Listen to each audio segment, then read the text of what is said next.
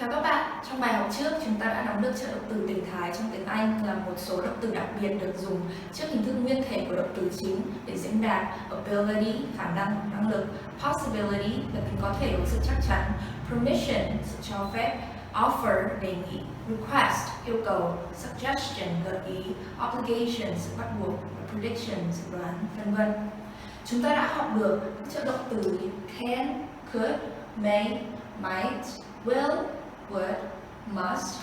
Và trong bài học kỳ này chúng ta sẽ học các trợ động từ còn lại là shall, should và ought to. Trước khi chuyển sang động từ thường, cặp trợ động từ tiếp theo là shall và should.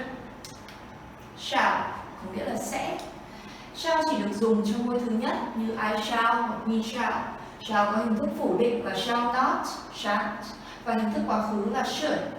Shall được dùng để diễn đạt hoặc dự đoán một việc hoặc tình huống sẽ xảy ra ở trong tương lai như We shall know the results next week. Tuần sau chúng ta sẽ biết được kết quả. I shall be rich one day. Một ngày nào đó tôi sẽ giàu. We shall probably go to Scotland for our holiday. Chúng tôi có thể sẽ đi nghỉ ở Scotland. Có một lưu ý rằng cả will và shall đều có thể được dùng với ngôi thứ nhất là I will or I shall, we will or we shall để chỉ tương lai. Tuy nhiên, will được dùng phổ biến hơn shall. Shall không được dùng trong tiếng Anh của người Mỹ. Shall được dùng chủ yếu trong câu hỏi để xin ý kiến hoặc lời khuyên. For example, where shall we go this evening? Chiều nay chúng ta sẽ đi đâu? I'm in terrible trouble. What shall I do? Tôi đang gặp chuyện rất phiền phức, tôi nên làm gì đây? I bought some flowers for you. Where shall I put them? Tôi có mua một ít hoa tặng bạn, tôi đặt chúng ở đâu đây? Shall I được dùng ở trong câu đề nghị như Shall I do the washing up? Tôi rửa bát đĩa nhé. Shall I bring you something to eat? Tôi mang cho bạn cái gì để ăn nhé.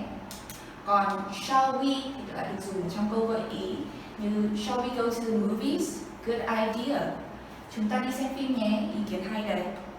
Tiếp theo là trợ động từ tình thái should. Should có nghĩa là sẽ hoặc nên. Should có hình thức phủ định là should not or shouldn't. Should có nghĩa là sẽ là hình thức quá khứ của shall, được dùng trong câu tường thuật và trong cấu trúc tương lai ở quá khứ future in the past. For example, I told them we should probably be late. Tôi đã nói với họ có thể chúng tôi sẽ tới trễ.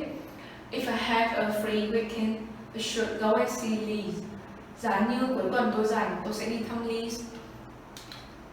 Tiếp theo, should khi đóng vai trò là động từ tình thái có nghĩa là phải và nên, được dùng để thứ nhất, chỉ sự bắt buộc hoặc bổn phận, nhưng nghĩa của should không mạnh bằng must. For example, we should apologize. Bạn nên xin lỗi. Application should be sent before December 30. Đơn xin việc phải được gửi trước ngày 30 tháng 12. You shouldn't drink and drive.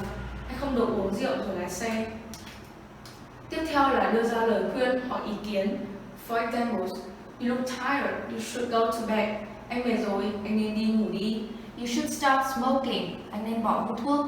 Tom shouldn't drive so fast. It's very dangerous. Tom không nên lái xe nhanh thế, lái như vậy rất nguy hiểm. I think the government should do more to help homeless people. Tôi nghĩ rằng chính phủ nên làm nhiều việc hơn nữa để giúp những người vô gia cư. I don't think you should work so hard. Tôi nghĩ rằng anh không cần phải làm việc cật lực như thế. You shouldn't believe everything you read in the newspapers. Bạn không nên tin vào mọi điều bạn đọc trên báo chí.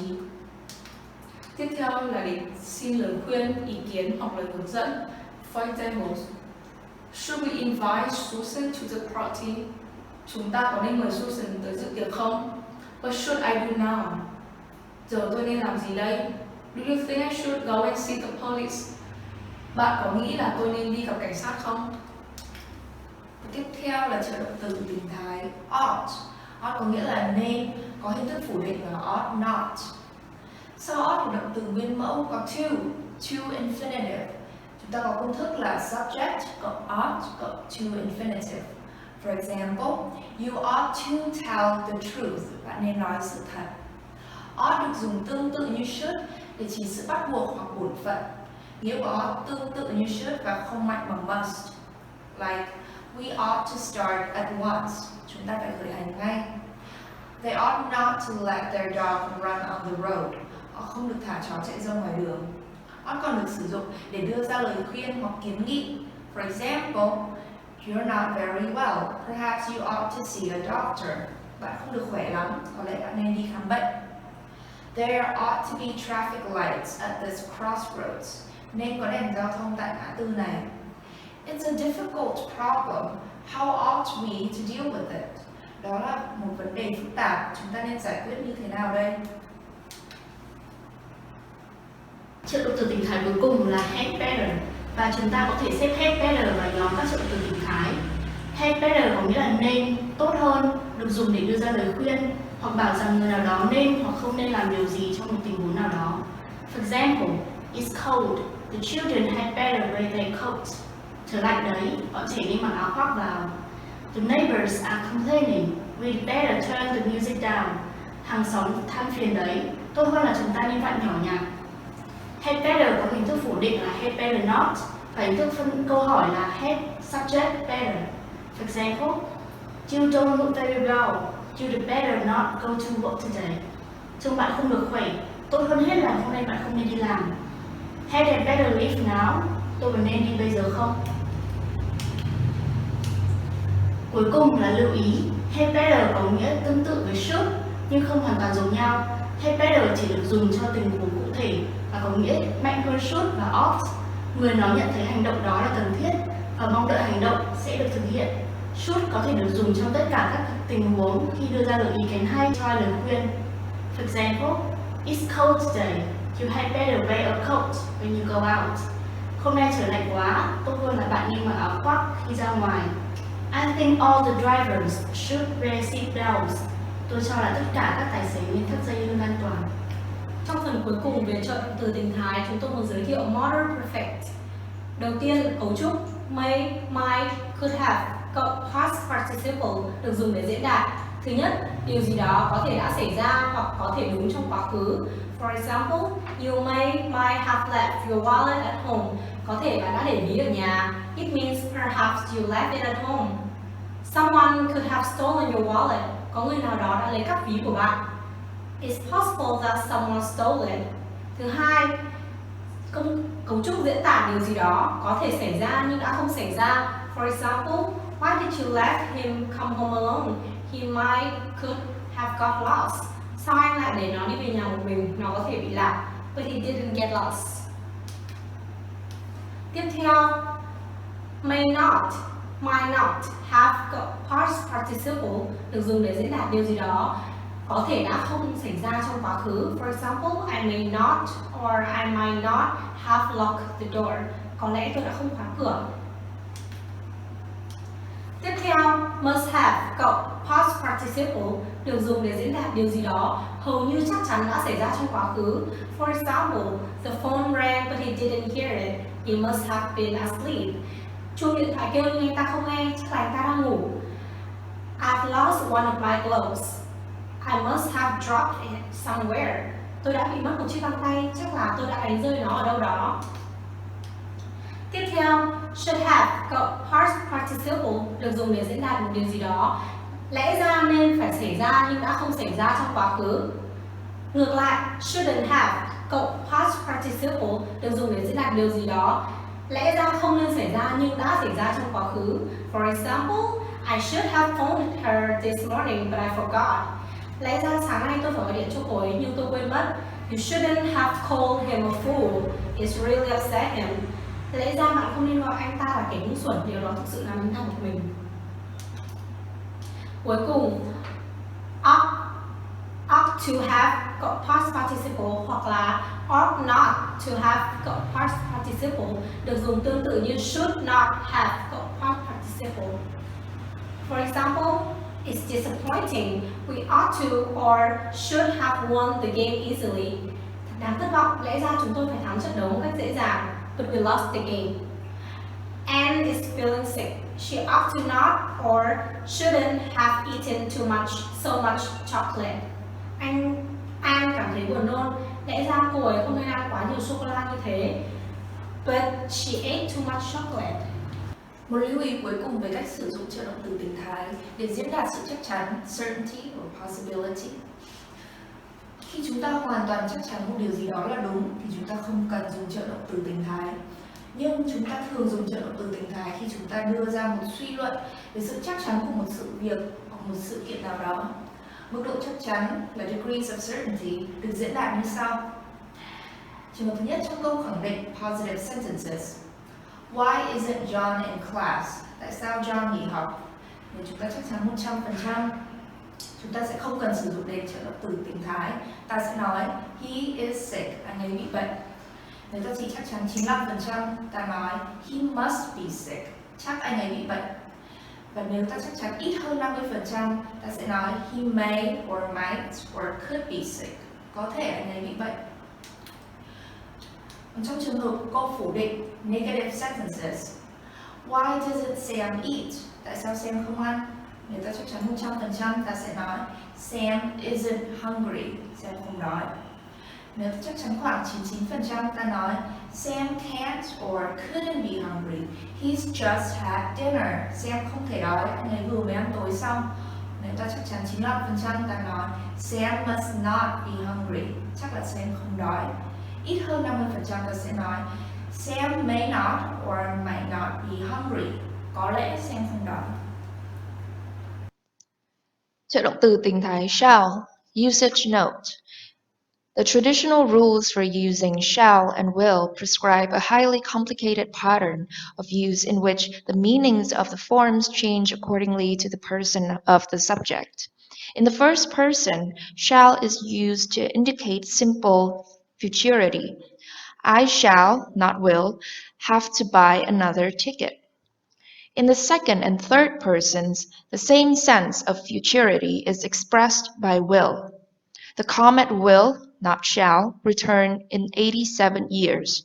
You will, not shall, probably encounter some heavy seas when you round the point. The use of will in the first person and of shall in the second and third may express determination, promise, obligation, or permission, depending on the context. Thus, I will leave tomorrow indicates that the speaker is determined to leave. You and she shall leave tomorrow is likely to be interpreted as a command. The sentence, you shall have your money, expresses a promise. I will see that you get your money. Whereas, you will have your money makes a simple prediction. Such, at least, are the traditional rules. The English and some traditionalists about usage are probably the only people who follow these rules, and then not with perfect consistency. In America, people who try to adhere to them run the risk of sounding pretentious or haughty. Americans normally use will to express most of the senses reserved for shall in English usage. Americans use shall chiefly in first-person invitation and questions that request an opinion or agreement, such as, shall we go? And in certain fixed expressions, such as, we shall overcome. In formal style, Americans use shall to express an explicit obligation, as in applicants shall provide a proof of residence, though this sense is also expressed by must or should. Perspectives. Reasonable requests.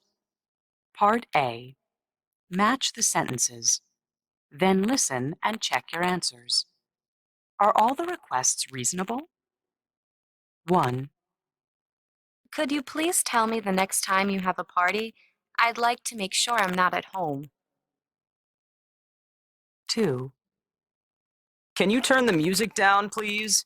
The walls are really thin, so the sound goes through to my apartment. 3, Would you mind closing the door behind you and making sure it locks? We don't want strangers to enter the building. 4, Would you please tell your guests to use the visitor parking spaces? A lot of cars have been using my space recently. 5, Would you mind not putting your garbage in the hallway? It's not very pleasant to see when I walk by.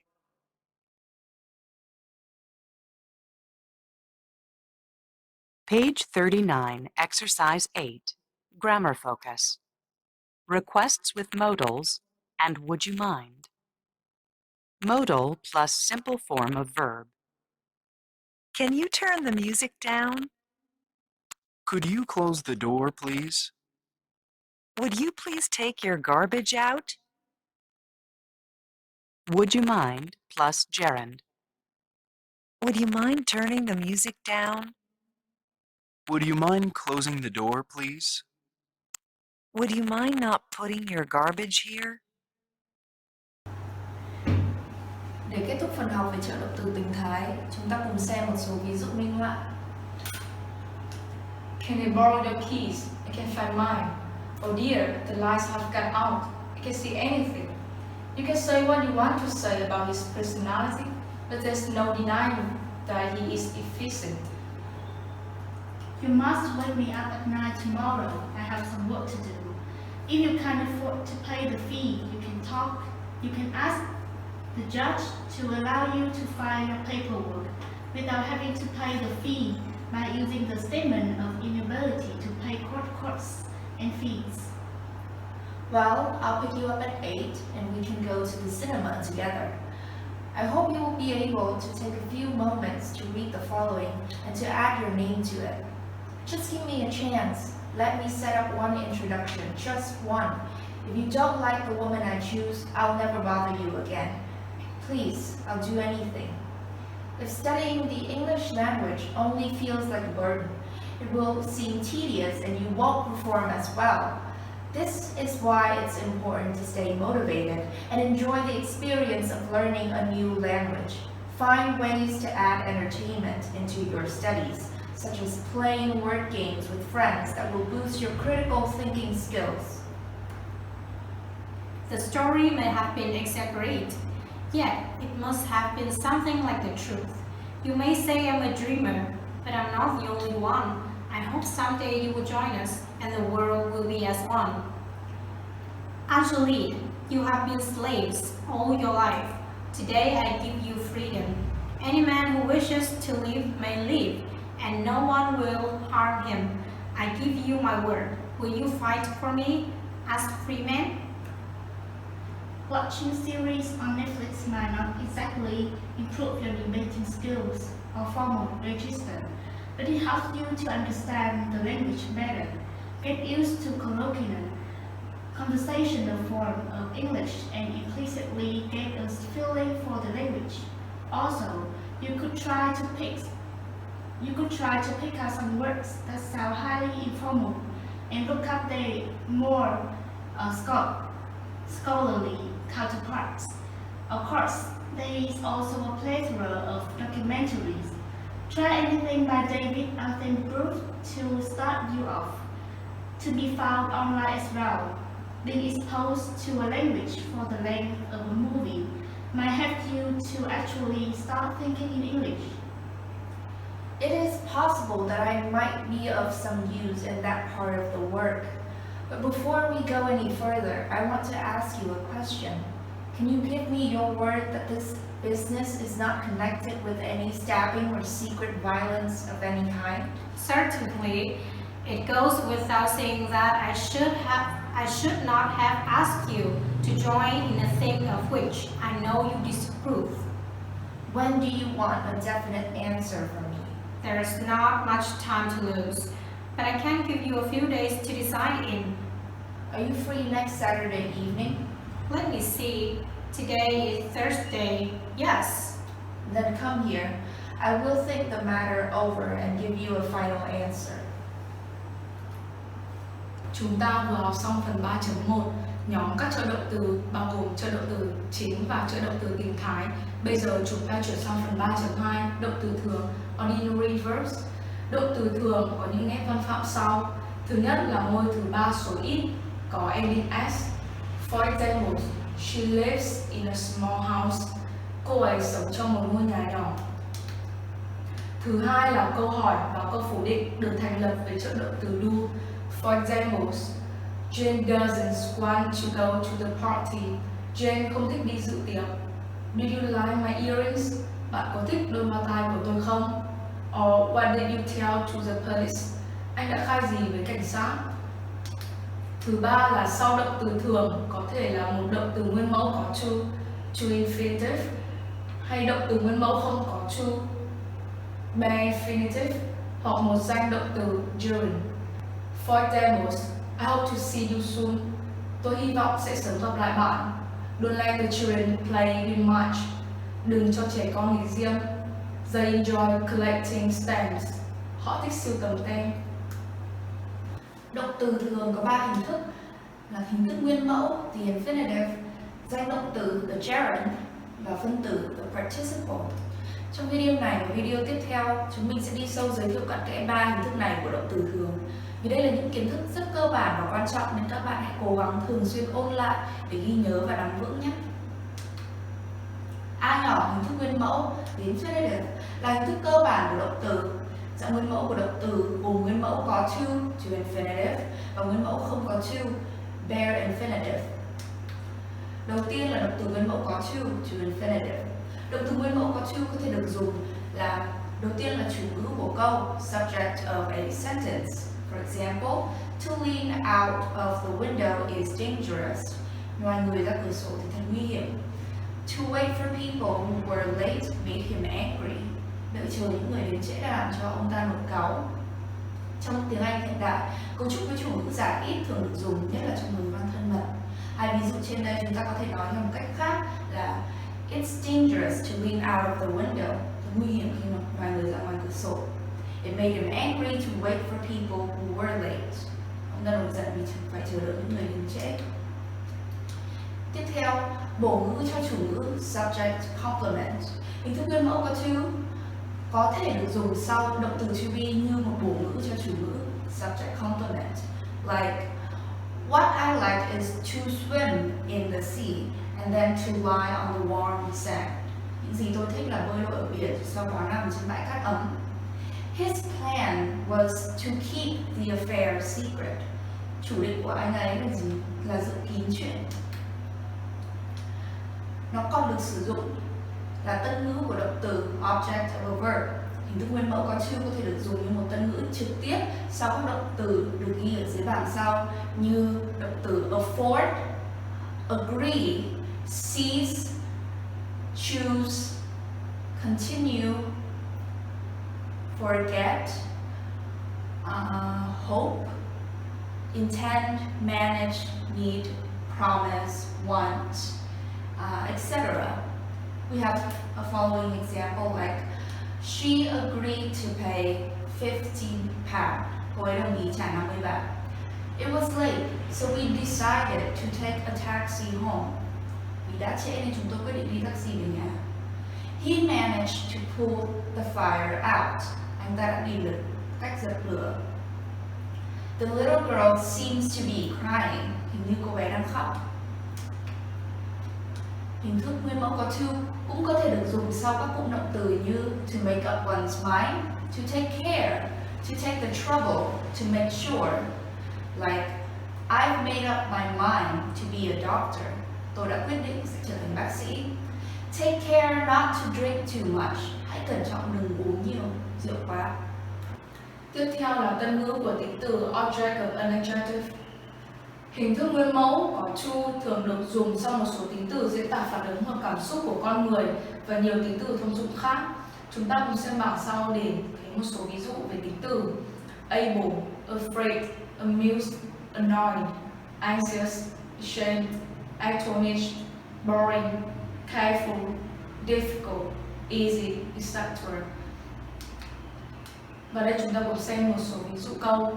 I'm pleased to see you. Tôi rất vui được gặp bạn. John was surprised to get us letter. John ngạc nhiên khi nhận được thư của An. Be careful not to wake the children. Hãy cẩn thận đừng làm bọn trẻ thức giấc. The writing is impossible to read. Chữ viết của anh thật không thể nào đọc được.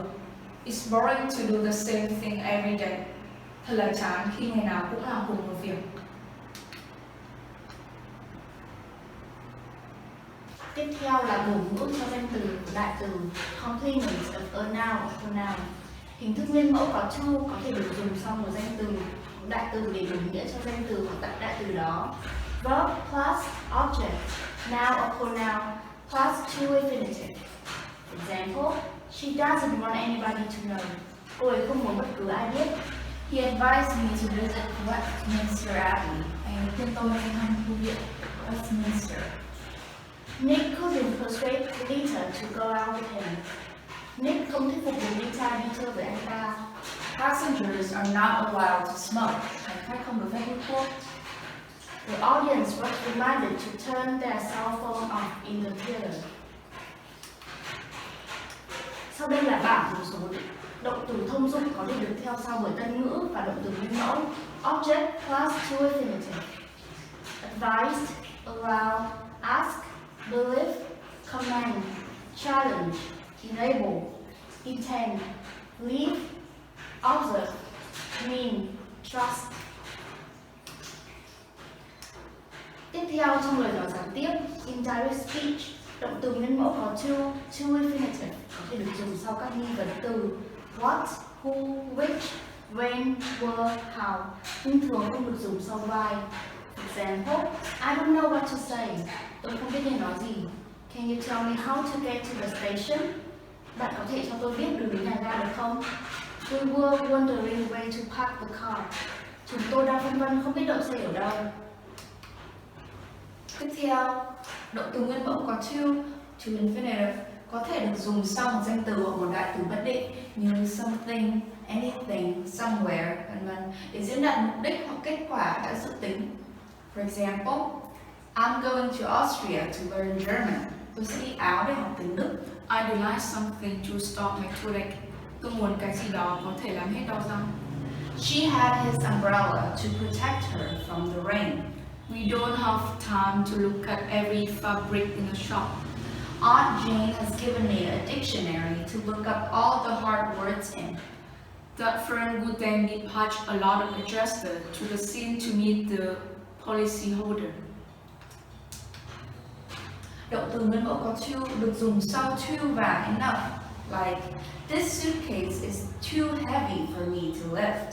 Cái vali này quá nặng, tôi không thể nhấc nổi. The apples were ripe enough to pick. Những quả táo đã đủ chín để hái. The offer was too good to refuse. She is much too young to be watching this movie. I couldn't run fast enough to catch up with her. She is old enough to know better. Động từ nguyên mẫu có to còn được dùng trong các cấu trúc gọi là absolute phrase. Like, to tell the truth, I don't know what the answer is. Thú thật tôi chẳng biết giải đáp ra sao. To cut a long story short, he ended his life in prison. Tóm lại là nó đã chết trong tù. Chúng ta vừa học xong hình thức nguyên mẫu có to của động từ thường. Bây giờ chúng ta chuyển sang dạng nguyên mẫu không to. Động từ nguyên mẫu không to, bare infinitive. Động từ nguyên mẫu không to được dùng đầu tiên là sau các trợ động từ tình thái như can, could, may, might, shall, should, must, will, would, and so on. For example, we must go now. Chúng tôi phải đi bây giờ. You should stay at home. Anh nên ở nhà. I can swim across the river. Tôi có thể bơi qua bên kia sông. Tiếp theo là sau các động từ let, make, see, hear, feel, watch, notice, cộng objects. For example, I saw her get off the bus. Tôi thấy cô ta xuống xe buýt. Don't let the children stay up late. Đừng để bọn trẻ thức khuya. They made him repeat the whole story. Họ buộc anh ấy kể lại toàn bộ câu chuyện. I suddenly felt something brush against my arm. Thì tôi cảm thấy có cái gì chạm nhẹ vào tay. Tiếp theo, help có thể được dùng với động từ nguyên mẫu có to và không to. For example, could you help me to move this cupboard? Or could you help me move this cupboard? Anh giúp tôi chuyển cái tủ này nhé.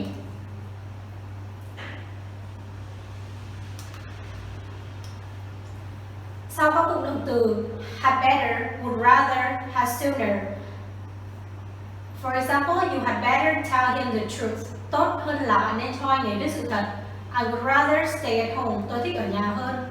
Cuối cùng, động từ từ nguyên mẫu không to còn được sử dụng sau why or why not. For example, why get upset just because of a bad mark? Sao lại lo lắng chỉ vì một điểm kém? Why not stay for lunch? Sao không ở lại ăn trưa? Bây giờ chúng ta chuyển sang làm bài tập ngữ pháp trên máy tính. Bài tập đầu tiên là bài 5.7. Exercise 5.7. Make sentences from the words in brackets. Number 1. Don't phone Anne now. She might be having lunch. Number 2. I ate too much. Now I feel sick. I shouldn't have eaten so much.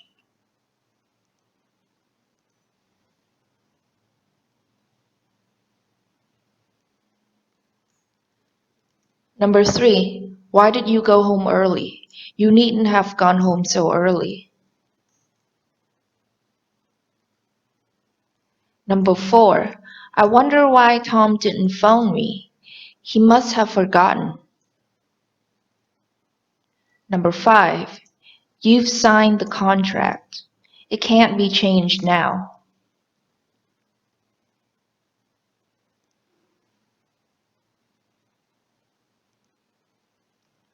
Number 6. What's Linda doing? I'm not sure. She may be watching television. Number 7. Anne was standing outside the cinema. She must have been waiting for somebody. Number 8. He was in prison at the time the crime was committed, so he couldn't have done it.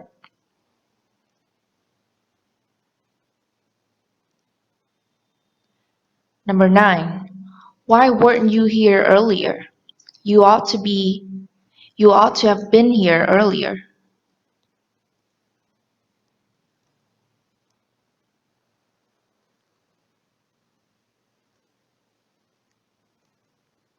Number 10.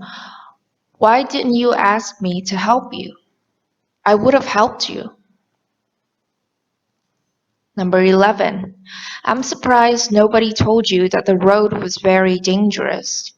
You should have been warned.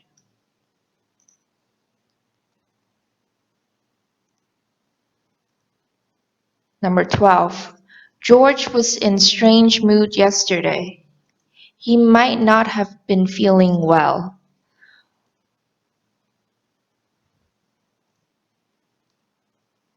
Or he might not have felt very well.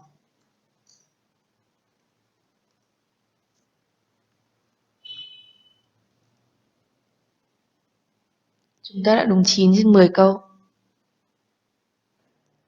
Tiếp theo là bài tập 5.8.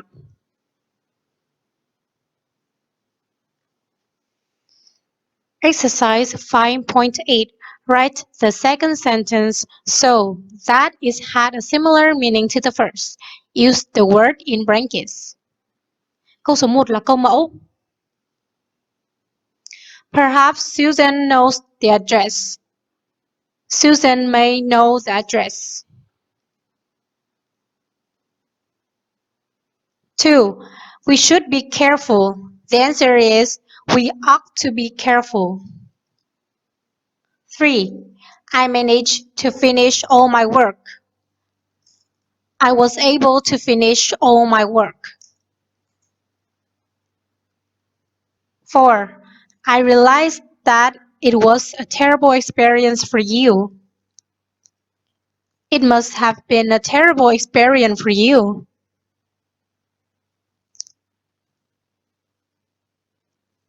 5. It's against the rules for players to have a drink. Players aren't allowed to have a drink.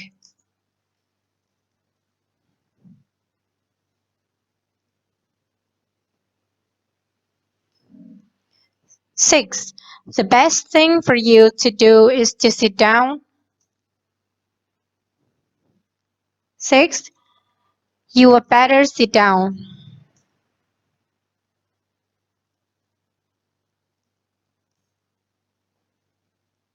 7. The report must be on my desk tomorrow. The report has to be on my desk tomorrow.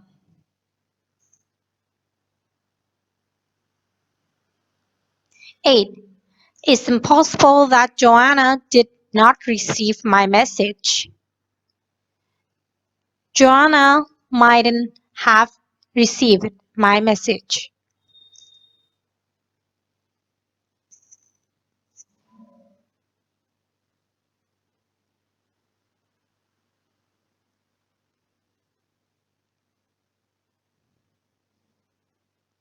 Nine.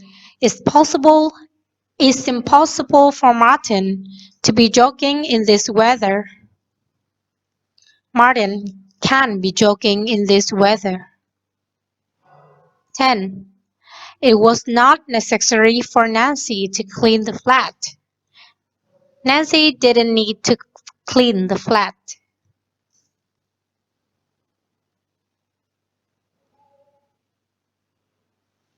We have 9 correct answers. Bài tập tiếp theo là bài 5.9.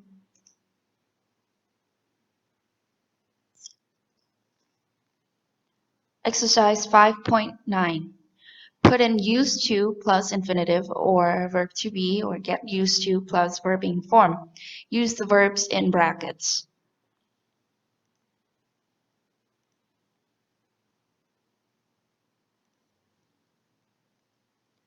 Number 1. When I was a child, I used to dream of being an astronaut. Number 2. I'm terribly nervous. I'm not used to speaking to a large audience.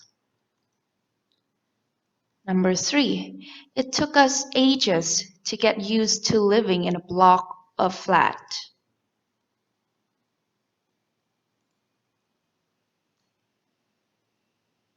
Number 4.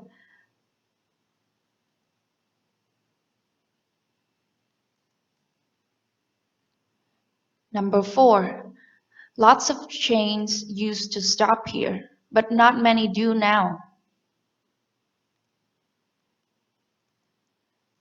Number 5. Didn't Nick used to work on a building site? Number 6. I'll have an orange juice, please. I'm not used to drinking alcohol.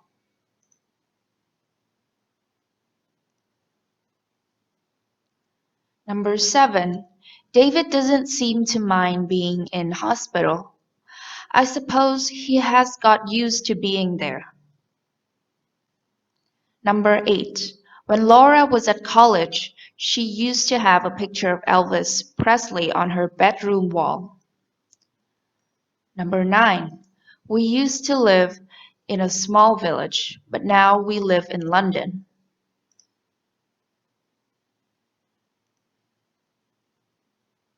Number 10. I feel very full after that meal. I'm not used to eating so much.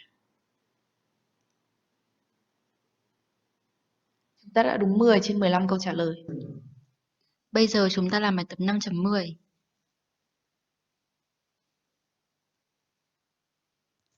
Exercise 5.10.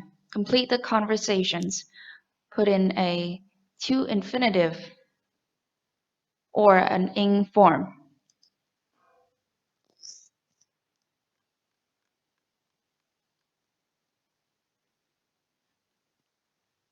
I hear you sometimes sail to France in your boat.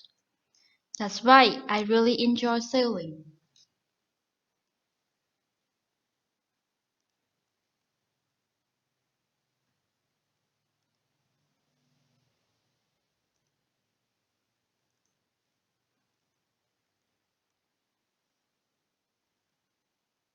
Number 2. Are you going to organize our trip? Yes, of course, I agree to organize it.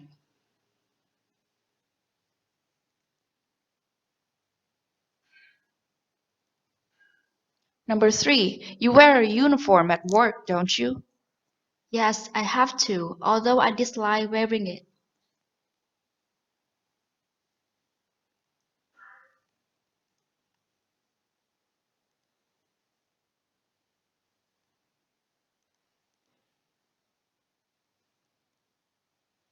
Number 4, do you think they'll approve the plan? Yes, I'm quite sure they will decide to approve it.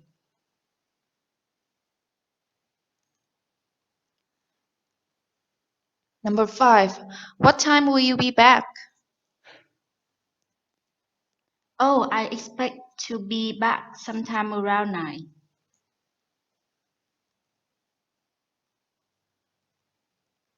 Number 6, did I remind you about the dinner tonight?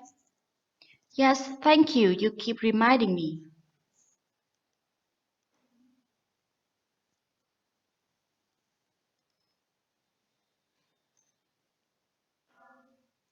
Number 7, was your decision the right one, do you think?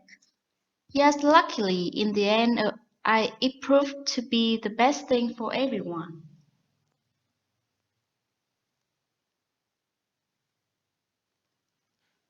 Number 8, do you still work at the post office? No, I gave up working there last year.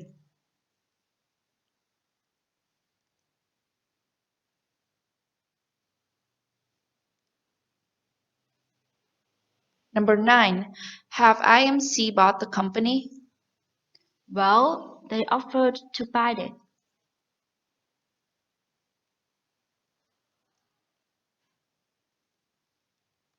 Number 10, I'm sorry you had to wait all that time. Oh, it's all right. I don't mind waiting.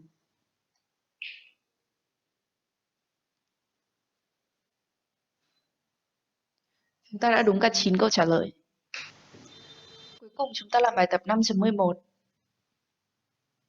Exercise 5.11.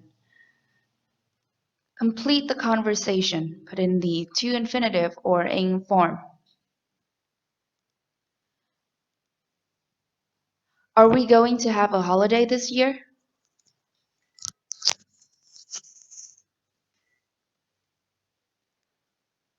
Didn't we all decide to spend our holiday on a Greek island? Lovely. I enjoy lying on the beach. I might manage to get a suntan.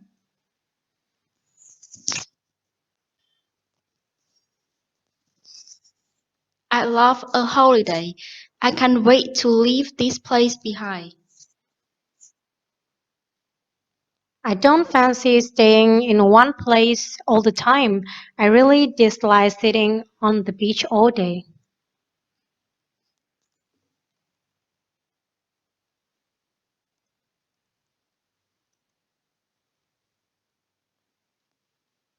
Well, I don't mind touring around somewhere. Matthew, you promised to go to Scotland with me. We were planning to hire a car. Scotland, are you sure? But I can't. But I couldn't face driving all the time.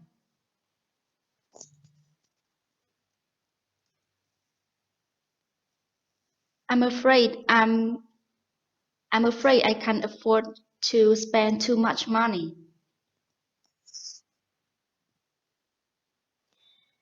And I can't justify taking all the time off my study from my study. Vậy là chúng ta có 12 câu trả lời đúng. Chúng ta chọn chủ đề hội thoại số 14, at the theater, tại rạp chiếu phim. There's a new movie showing at the Palace Cinema. What is it called?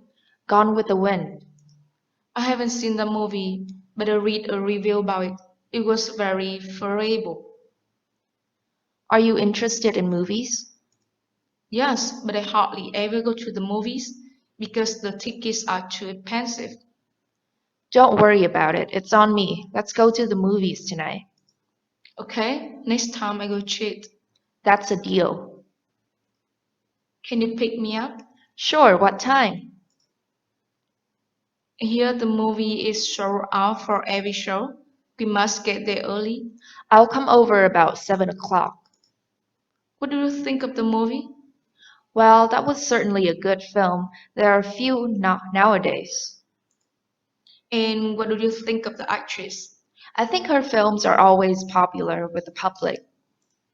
I think so too.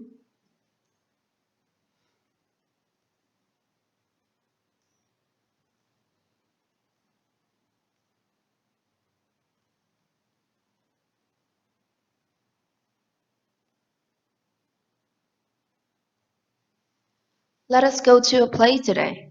What play are they performing? Tchaikovsky's Swan Lake. When does the performance start?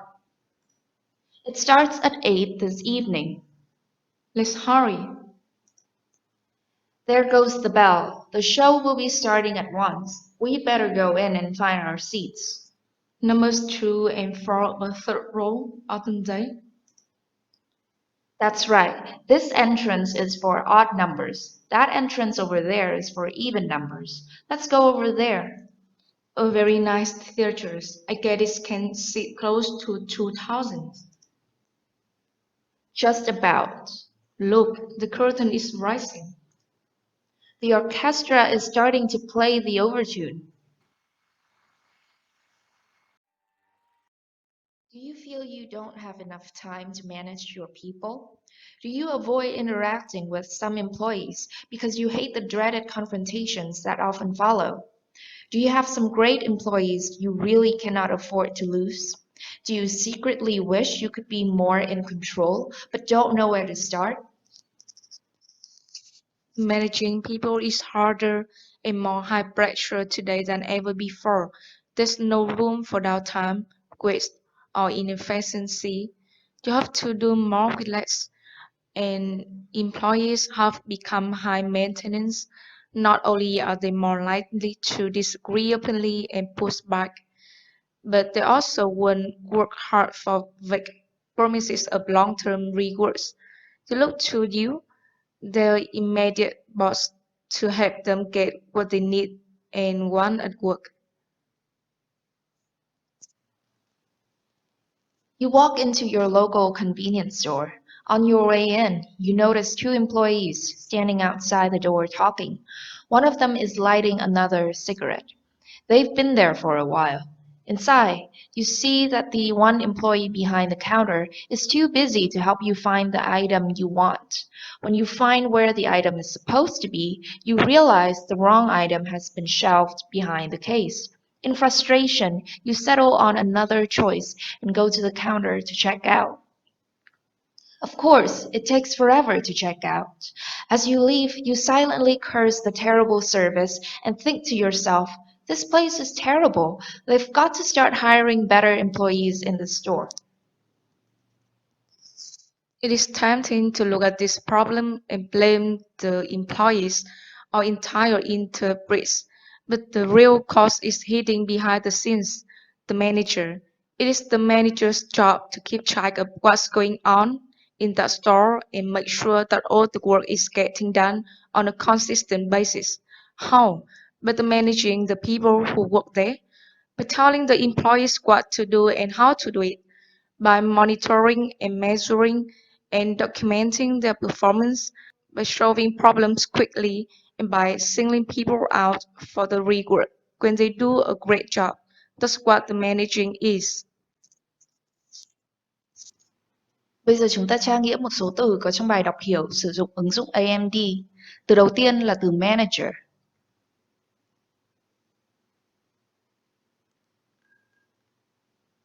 Manager là danh từ có nghĩa là người quản lý, quản đốc cơ sở kinh doanh, là giám đốc, người chỉ đạo hoặc người điều khiển hoạt động, người điều hành của người hoặc của một nhóm người, là ông bầu của cầu thủ, võ sĩ hay ca sĩ, là người quản lý về tiền bạc hay tài sản, là quản gia.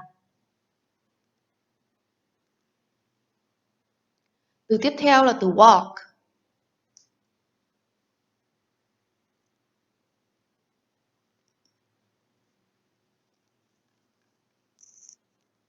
Walk.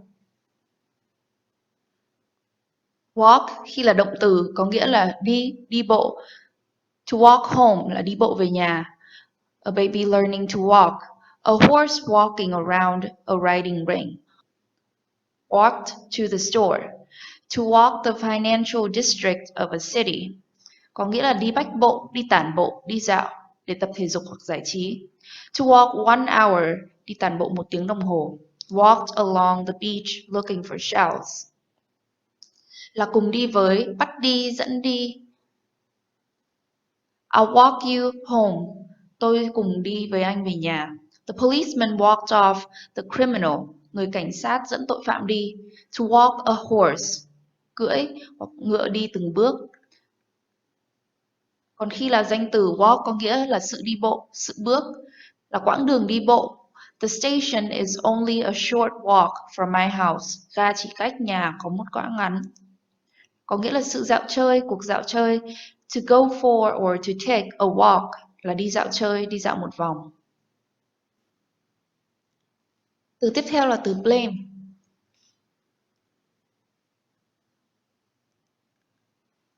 Ngoại động từ to blame somebody for something, to blame something on somebody or something có nghĩa là đổ lỗi, quy trách nhiệm, buộc tội. He blamed me for his joblessness. He blamed his joblessness on me. Ông ấy đã đổ lỗi cho tôi về việc ông ấy thất nghiệp. Ông ấy cho rằng do tôi mà ông ấy thất nghiệp.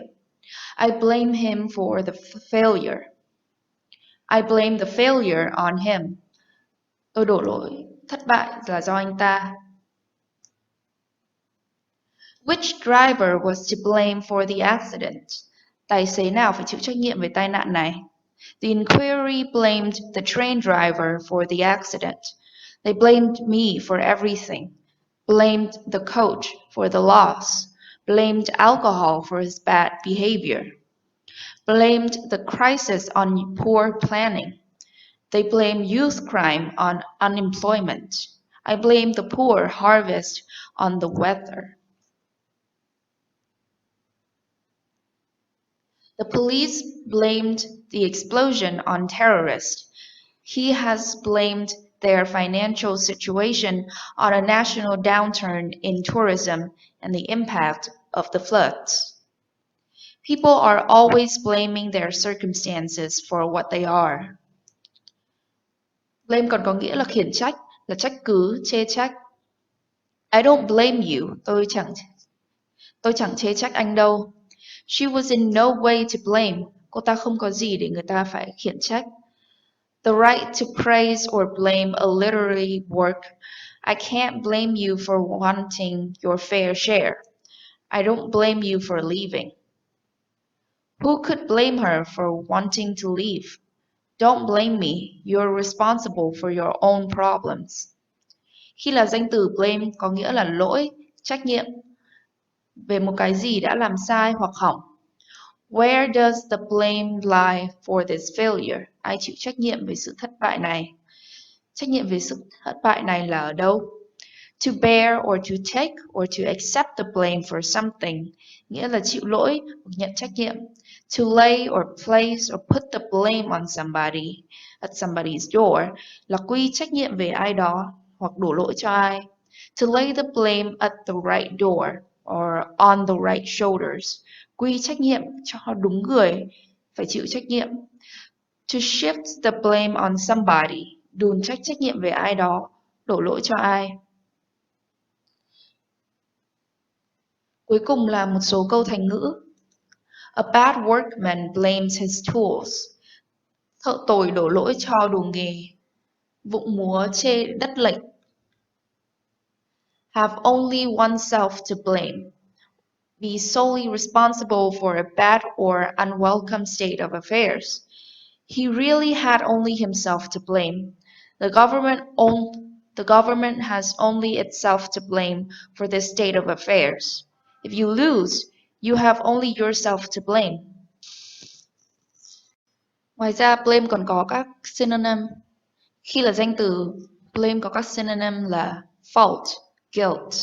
Còn khi là động từ, blame có các synonym là criticize, reprehend, censor, condemned, denounce.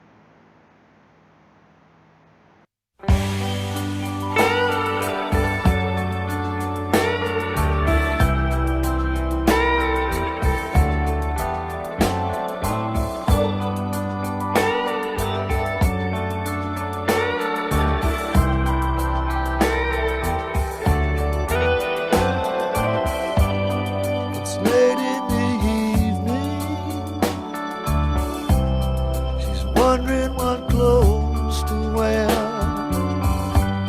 She puts on her makeup and brushes her long blonde hair, and then she asks me, do I look alright? And I say yes, you look wonderful tonight.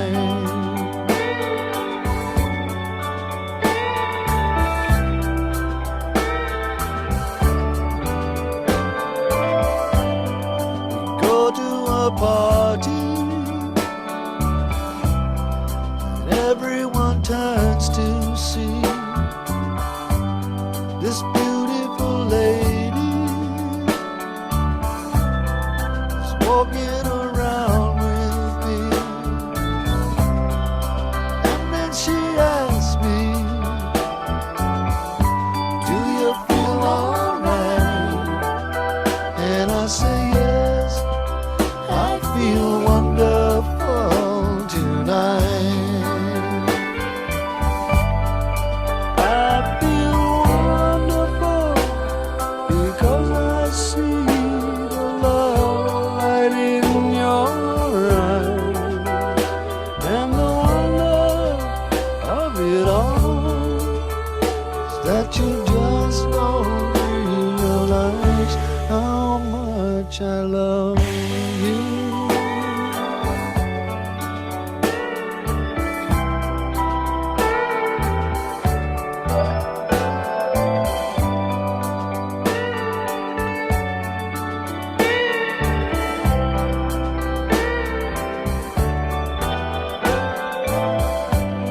It's time to go home now, and I've got an aching head. So I give her the car keys, and she helps me to bed. And then I tell her, as I turn out the light, I say,